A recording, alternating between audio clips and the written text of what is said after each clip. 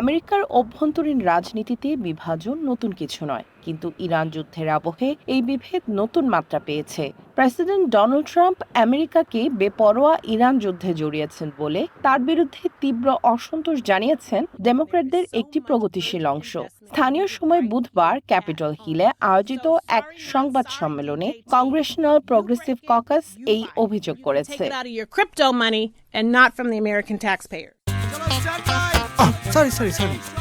লাইফে কখন কি হয় গ্যারান্টি আছে, তাই ইন্স্যুরেন্স করুন সিটি ব্যাংকে, কারণ ইন্স্যুরেন্স করলে সিটিতে সুরক্ষা পাবেন নিশ্চিতে। সংবাদ সম্মেলনে প্রোগ্রেসিভ ককাসের ডেপুটি চেয়ার গ্রেগ ক্যাসার অত্যন্ত কড়া ভাষায় প্রেসিডেন্টের সমালোচনা করেন। আইন প্রণেতাদের অভিযোগ, ট্রাম্প প্রশাসন আমেরিকাকে এক ভয়াবহ এবং দীর্ঘস্থায়ী যুদ্ধের দিকে ঠেলে দিচ্ছে, যার কোনো সুনির্দিষ্ট লক্ষ্য বা বের হওয়ার পথ নেই। Trump, Musk, and Republicans in Congress told us we were too short on money. Trump এবং রিপাবলিকানরা আমাদের বোঝালেন যে সরকারের কাছে টাকা নেই, আর তাই তারা ক্যান্সার গবেষণা থেকে শুরু করে সাধারণ মানুষের স্বাস্থ্যসেবার বাজেট কাটছাট করলেন। অথচ এখন সেই প্রশাসনই নিজেদের পছন্দের যুদ্ধের জন্য $200 বিলিয়ন দাবি করছে। এই বেপরোয়া ও অবৈধ যুদ্ধের জন্য আর একটি পয়সাও নয়। এই যুদ্ধ কাউকে নিরাপদ করছে না।